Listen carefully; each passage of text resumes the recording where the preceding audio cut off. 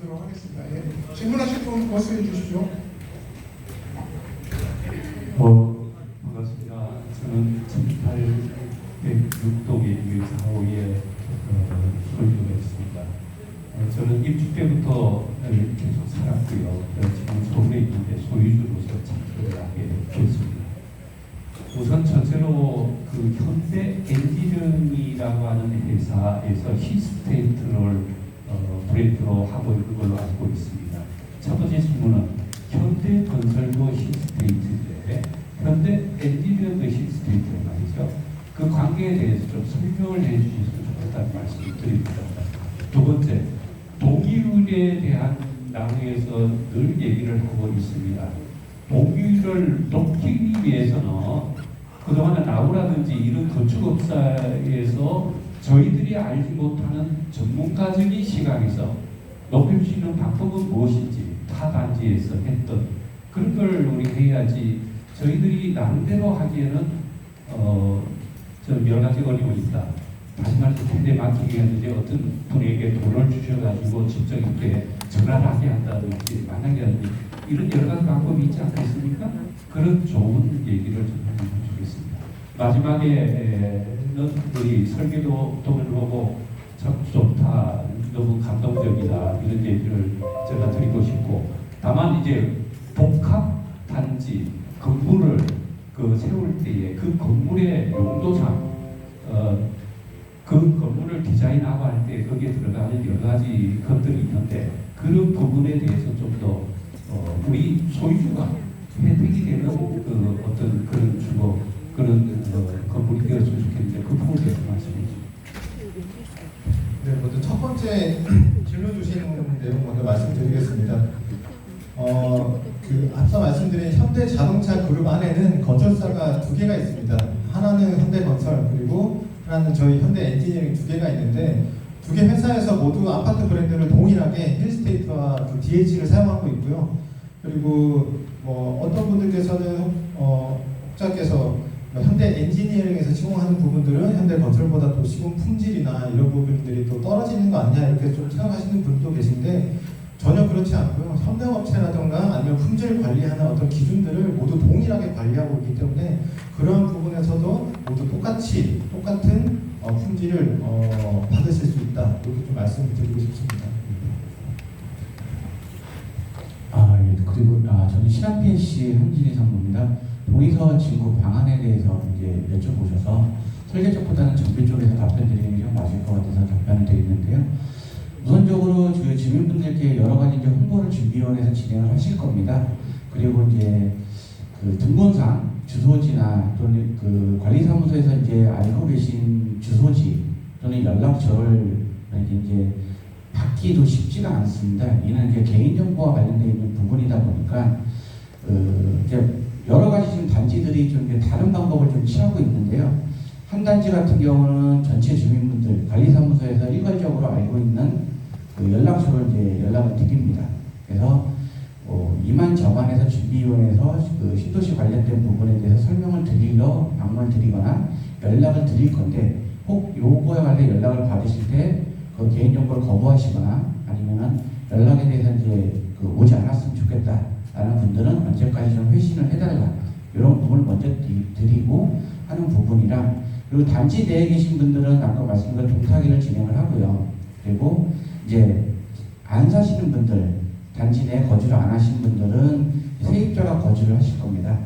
세입자하고 접촉을 해서 세입자를 통해서 집주인한테 연락을 갈 수 있게끔 방법을 좀 취하는 부분하고, 그리고 그 구역 내에 근처에 부동산 분들을 좀 활용해서 부동산에서 이 거주에 대한 매매를 많이 하시기 때문에 그 소유자분들은 연락처를 좀 많이 알고 계실 겁니다. 그래서 부동산들도 활용을 하는 방법이 좀 있고요.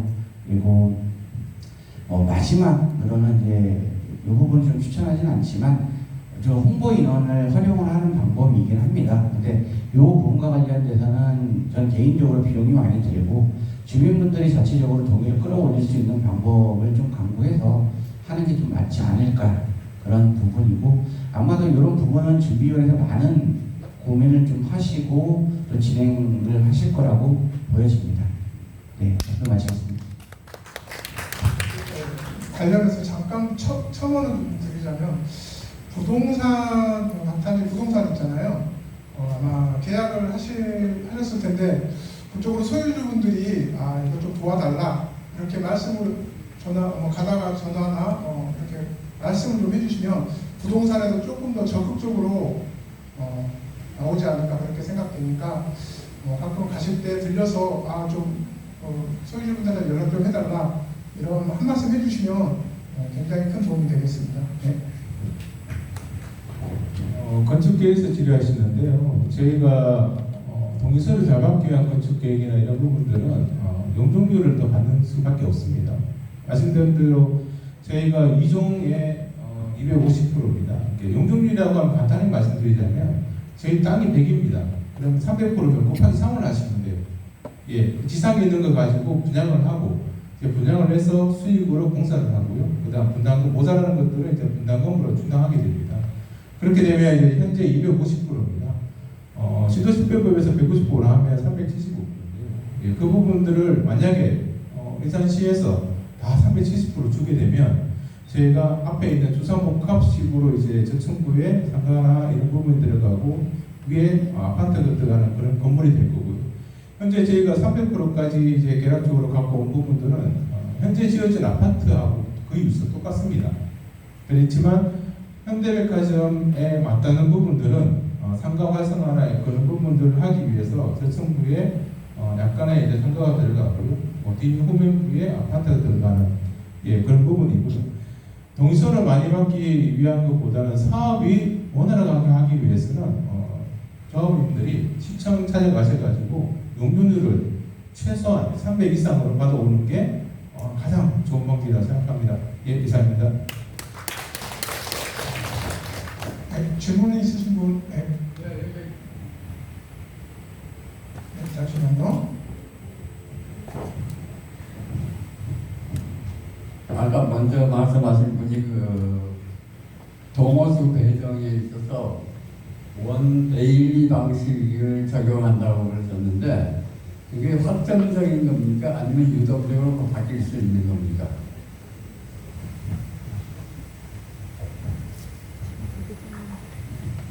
저희가 아까 원베일리 예를 드렸던 거는 확정적인 건 아니고요. 재건축 사업에 있어서 통상 한 단지로 재건축 사업을 추진하는데 여러 단지가 지금 통합으로 재건축을 하다 보니까 서로 간에 이견이 좀 있을 수 있습니다. 그래서 이런 이견에 대한 단점이 있으니까 이런 통합 재건축에 대한 방식도 있다라고 말씀을 드린 거고요.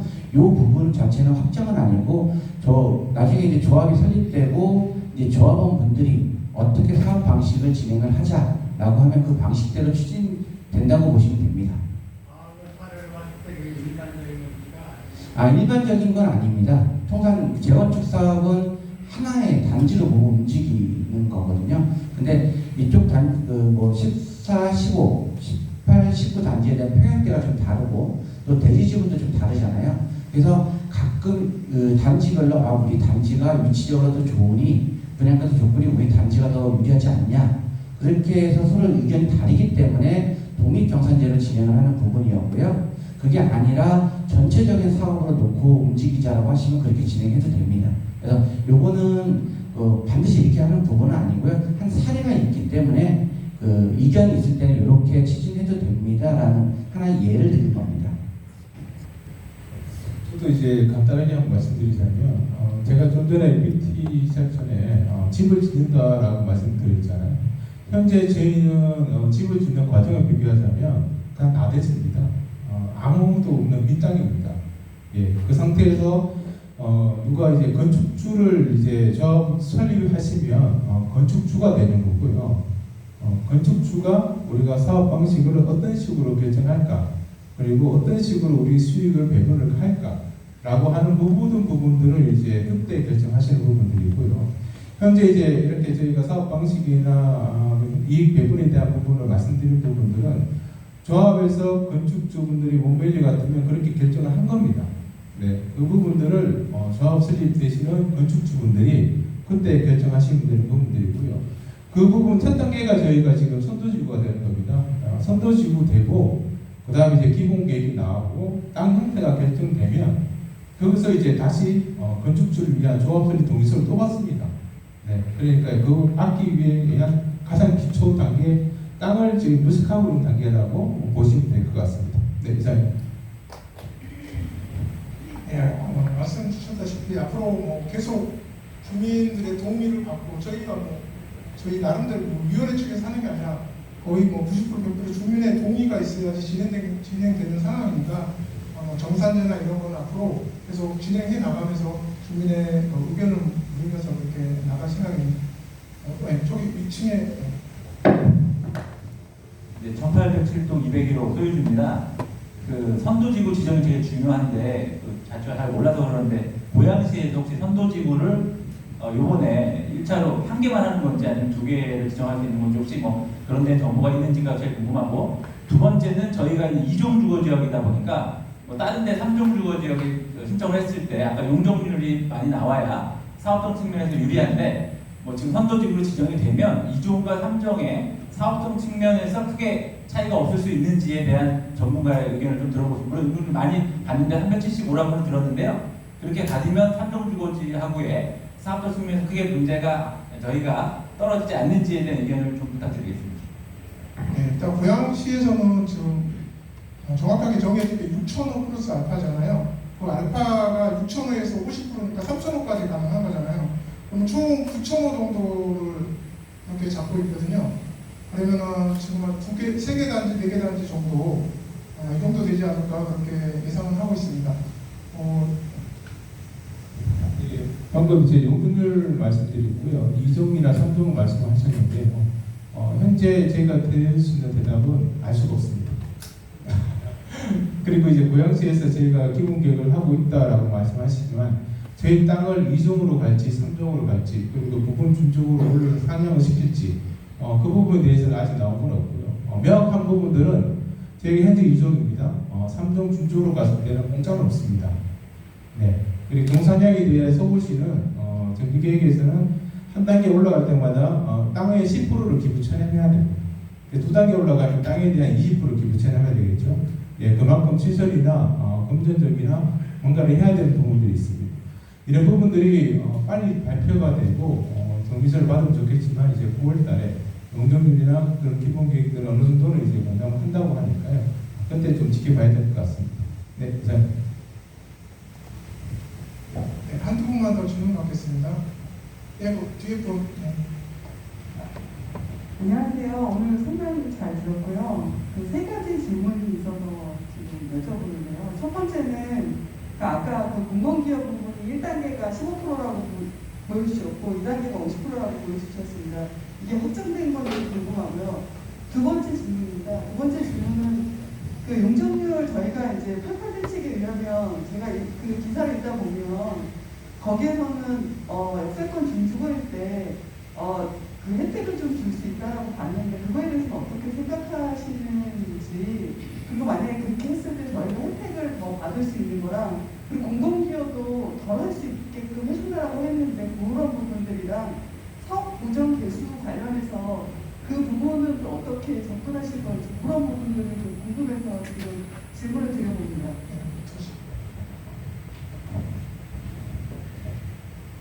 첫 번째 공공기업 비율 같은 경우에는 저희가 예시안을 드렸다고 말씀드렸고요. 일단 기본계획에서 그게 정해져야 조례를 통해서 비율이 확정됩니다. 그 부분이 정해지면 그 비율대로 저희가 따라서 이제 계획을 하게 되어 있는 부분인 거고요. 두 번째 88 부동산 정책 같은 경우에는 지금 일기 그 노후 신도시들과 좀 다르게 노후 신도시 외에 택지개발식으로 이제 지정됐던 부분들에 대한 재건축 사업들이 많이 일어날 거거든요.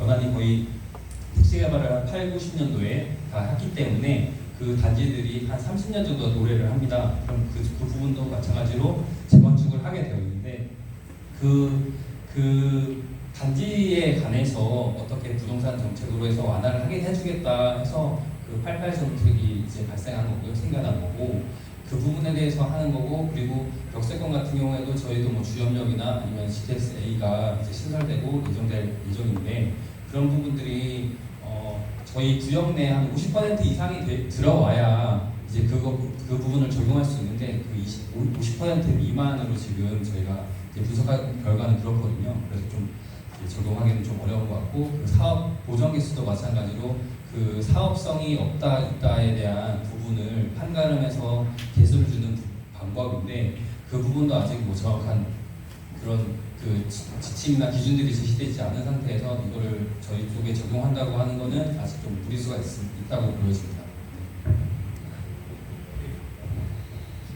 네, 질문 한 번만 더 받겠습니다.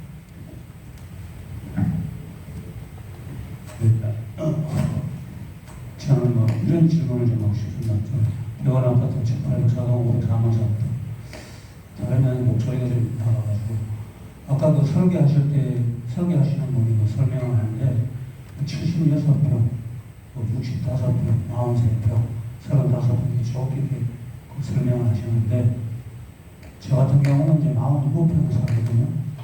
그런데 거기 보니까 43평까지만 있고 그 해당 평수에 대한 게 없어요, 설계가. 그러면 이게 어떻게 기존 사시는 분의 49평을 살면은 그 사람에 대해서 기준 평수를 주는 건지, 아니면 37평을 살면은 그 사람에 대해서 37평을 주는 건지, 이런 것이 궁금하거든요. 근데 이게 지금 설계가 지금 가상 설계인지, 이게 좀 궁금합니다. 근데 이제 계속 저희가 이렇게 평균 배분하고 하는 부분들은 주민분들이 이해를 돕기 위해서 이렇게 그룹핑이 되어 있고 이렇게 돼서 이런 평균을 하게 되면 예상 세수가 이렇게 나옵니다라고 설명드리는 거고요. 저희 회사가 이제 재건축 재개발 많이 하다 보니까 이제 평균 배분이나 이런 부분들을 그냥 기준으로 할 건지 아니면 전용 기준으로 할 건지 이런 부분도 논란이 좀 많이 있습니다. 예, 그래서 저희가 이제 기존에 있던 대표적인 세수 많은 전용 기준을 배분했고요. 이 평형에 대해서는 나중에 분담금이나 이제 조합 설립 되시고 선도지구 되시고 그다음에 이제 기본 계획 나오고 조합 설립 되시면 조합에서 분담금이나 계약직이 나오고요. 나오시다 보면 내가 평형이 너무 크다 그러면 그때 가서 계속 바꾸시는 거고요. 평형에 대한 결정권은 저희는 없습니다.